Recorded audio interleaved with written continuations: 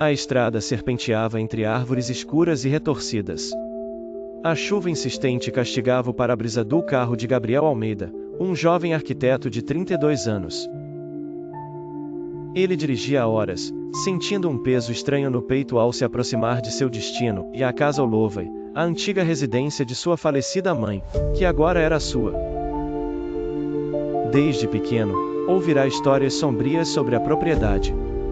A casa, construída no final do século XIX, tinha um histórico de desaparecimentos, mortes misteriosas e relatos de aparições inexplicáveis. Gabriel nunca acreditara nessas lendas. Mas, ao cruzar os portões de ferro enferrujados, um arrepio subiu por sua espinha. A mansão era imponente e decadente. As janelas pareciam olhos vazios observando-o, e a estrutura gótica transmitia uma sensação de isolamento. Ele estacionou o carro e pegou sua mala. A porta rangeu ao se abrir. O cheiro de madeira úmida e poeira tomou suas narinas. Tudo estava exatamente como ele lembrava: as pinturas antigas dos antepassados da família, os móveis cobertos de lençóis brancos, o grande relógio de pêndulo parado há anos. No entanto, algo parecia errado. Um dos quadros na parede parecia ter sido removido e recolocado recentemente. Um som baixo e arrastado ecoou pelo corredor. Gabriel acendeu as luzes, que piscaram por um instante antes de estabilizar. Ele explorou os cômodos, notando que nada havia sido mexido desde a última vez que visitará a casa, anos atrás. A cozinha ainda tinha pratos velhos no escorredor. A sala de estar exibia um piano empoeirado e o escritório de sua mãe estava trancado. No entanto, ao entrar na sala de jantar, viu algo que o fez estremecer. Sobre a mesa de madeira escura, havia uma xícara de chá ainda quente. Seu coração acelerou. Ele estava sozinho, certo? Sobre a mesa, ao lado da xícara, repousava um bilhete amarelado pelo tempo: nunca abra a porta do porão. Mamãe. A lembrança veio como um relâmpago. Quando criança, sua mãe sempre o proibira de se aproximar do porão. Dizia que coisas ruins moravam lá. Um estalido ecoou no corredor. Ele se virou bruscamente.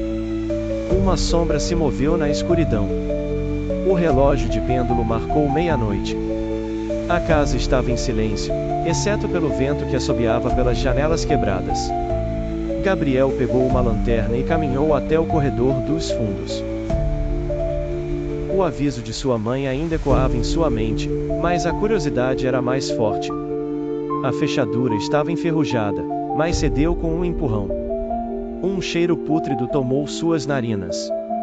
O ar ali dentro era denso, sufocante.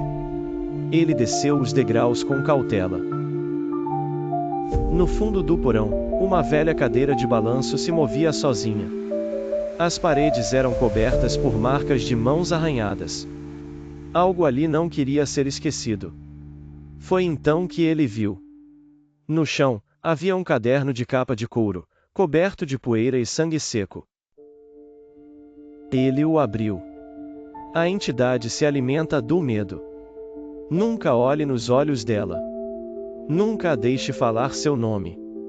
O porão deve permanecer fechado para sempre. O coração de Gabriel martelava no peito. Ele iluminou a parede à sua frente e congelou. Um buraco negro na alvenaria, como se algo tivesse sido escavado dali, ou saído de dentro. Uma respiração profunda soou atrás dele. Ele se virou, a lanterna tremendo em sua mão.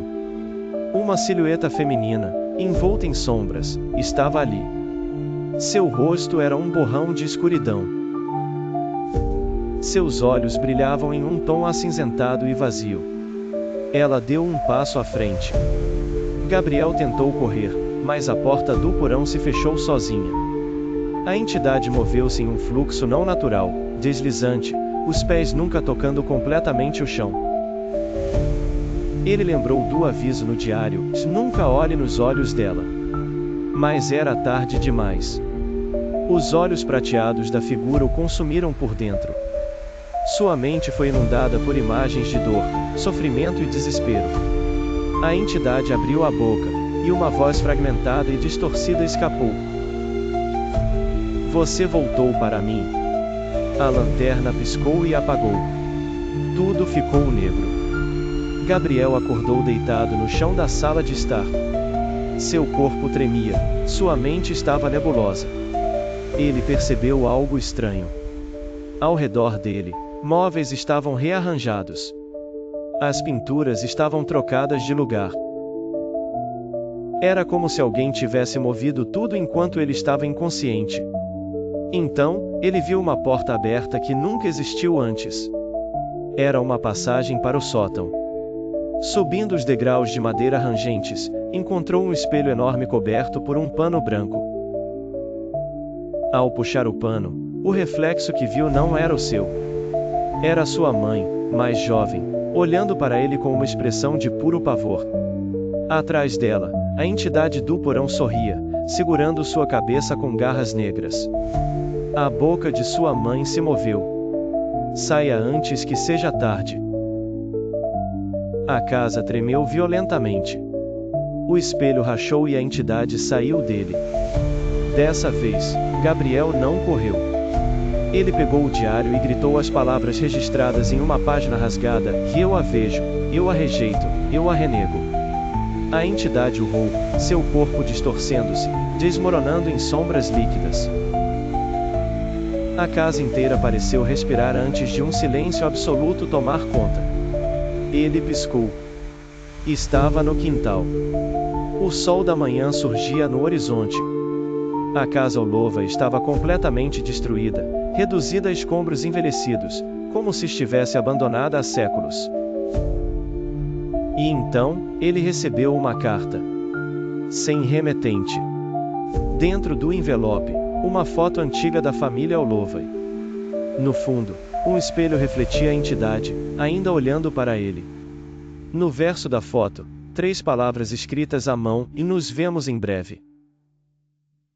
Depois de deixar a casa Olova, Gabriel tentou seguir sua vida normalmente. No entanto, a casa não o deixou ir. Na primeira noite em seu apartamento, acordou às 3h33 da manhã com um som vindo da sala. O som de uma cadeira de balanço rangendo.